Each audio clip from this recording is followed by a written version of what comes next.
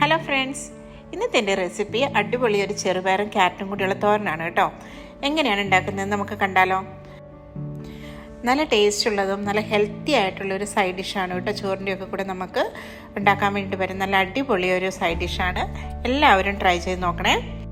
അതിനായിട്ട് 1 കപ്പ് ചെറുപയർ വെള്ളത്തിൽ കുതിരാനിട്ടുണ്ട് കേട്ടോ, കഴുകി വൃത്തിയാക്കിയിട്ട്. അതിൻ്റെ കൂടെ ചേർക്കാൻ വേണ്ടിയിട്ട് 1 ക്യാരറ്റ് അതുപോലെ തന്നെ ചെറുതായിട്ട് അരിഞ്ഞു വെച്ചിട്ടുണ്ട്, 4 പച്ചമുളക് ചെറുതായിട്ട് അരിഞ്ഞിട്ടുണ്ട്, ഒപ്പം 2 സവോളയും കൂടെ അതേപോലെ തന്നെ അരിഞ്ഞു വെച്ചിട്ടുണ്ട് കേട്ടോ. ഒപ്പം കുറച്ച് കറിവേപ്പിലയും. പിന്നെ അരയ്ക്കാൻ വേണ്ടി എടുത്തിരിക്കുന്നത് 4 കാന്താരി മുളക്, 2 വെളുത്തുള്ളി, 4-5 ചെറിയുള്ളി, കറിവേപ്പില, 1 കപ്പ് തേങ്ങ. ഇത്രയും സാധനമാണ് കേട്ടോ. ഒരു കുക്കറിലോട്ട് ചെറുപയറിട്ടിട്ട് ആവശ്യത്തിന് ഉപ്പും ചേർത്തിട്ട് ഞാൻ വെള്ളം ഒഴിച്ച് അത് വേവിക്കാൻ വെച്ചിട്ടുണ്ട്.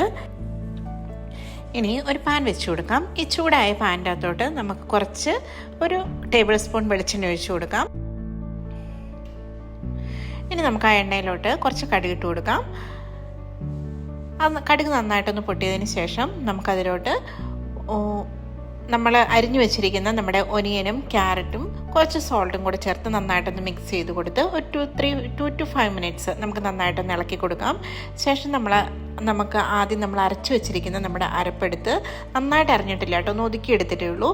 ആ അരപ്പ് നന്നായിട്ട് ഇനി അതിൻ്റെ ആ അരപ്പിൻ്റെ സ്മെല്ലൊക്കെ ഒന്ന് മാറി വരുമ്പം നമ്മൾ വേവിച്ച് വെച്ചിരിക്കുന്ന ചെറുപയറും കൂടെ ഇതിലോട്ടൊന്ന് നന്നായിട്ട് മിക്സ് ചെയ്തിട്ട് അതിന് നന്നായിട്ടൊരു തട്ടിപ്പൊത്തി ഒരു 5-10 മിനിറ്റ് നേരം ആ ചെറുപയറിലുള്ള വെള്ളമെല്ലാം ഒന്ന് വറ്റുന്നോടം വരെ ഒന്ന് മൂടി വെക്കുക കേട്ടോ.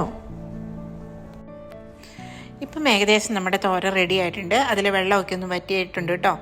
നന്നായിട്ടൊന്ന് ഇളക്കിയതിന് ശേഷം നമുക്കൊരു സെർവിങ് ബൗളിലോട്ട് മാറ്റാം.